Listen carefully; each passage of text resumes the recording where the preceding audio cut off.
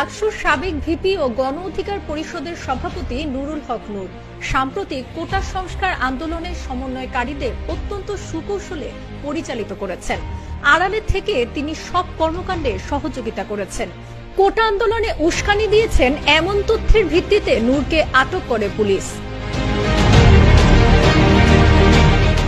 ডিবির একাধিক দায়িত্বশীল কর্মকর্তা জানিয়েছেন 2018 সালের কোটা আন্দোলনের অভিজ্ঞতা রয়েছে নূরের। এবারে এই কোটা আন্দোলনে পেছন থেকে সমন্বয়কারীদের সঙ্গে যোগাযোগ রেখেছিলেন তিনি।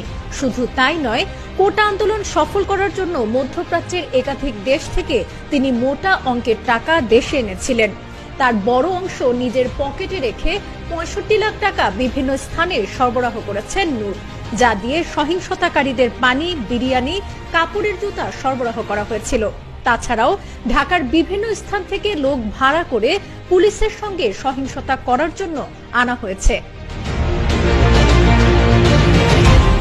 গত 18 জুলাই রাজধানীর সেতু ভবনে অগ্নিসংযোগ ও গাড়ি ভাঙচুরের মামলায় নুরুল হক নূরকে 5 দিনের রিমান্ড শেষে কারাগারে পাঠানোর আদেশ দেন আদালত।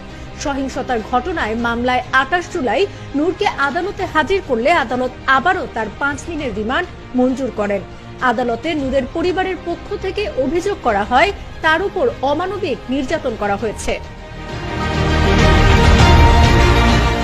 রবিবার ঢাকা মহানগর পুলিশের অতিরিক্ত কমিশনার ডিবি মোহাম্মদ হারুনুর রশিদ জানান, কোটা সংস্কার আন্দোলনে নূর বিভিন্ন স্থানে টাকা লেনদেন করেছে বলে তথ্য পাওয়া গেছে। এর সঙ্গে যারা জড়িত তাদেরও আইনের আওতায় আনা হবে। সংশ্লিষ্ট সূত্রে জানা যায়, নূর শুরুতেই আন্দোলনের কোনো দলকে সম্পৃক্ত না করার জন্য কোটা আন্দোলনের সমন্বয়কারীদের পরামর্শ দিয়েছিলেন। কোটা আন্দোলনের যে বিভিন্ন কর্মসূচি দেওয়া হয়েছিল সেগুলো সমন্বয়কারীরা তার সঙ্গে পরামর্শ করেই দিয়েছিলেন বলে জানিয়েছেন।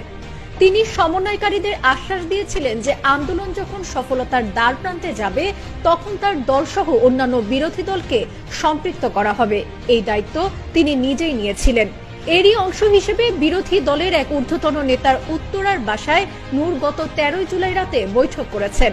ওই বৈঠকে সাম্প্রতিক সহিংসতায় গ্রেপ্তার হওয়া লক্ষ্মীপুর জেলার এক সাবেক এমপিও উপস্থিত ছিলেন। সাবরিনা কাজী, কালের কণ্ঠ।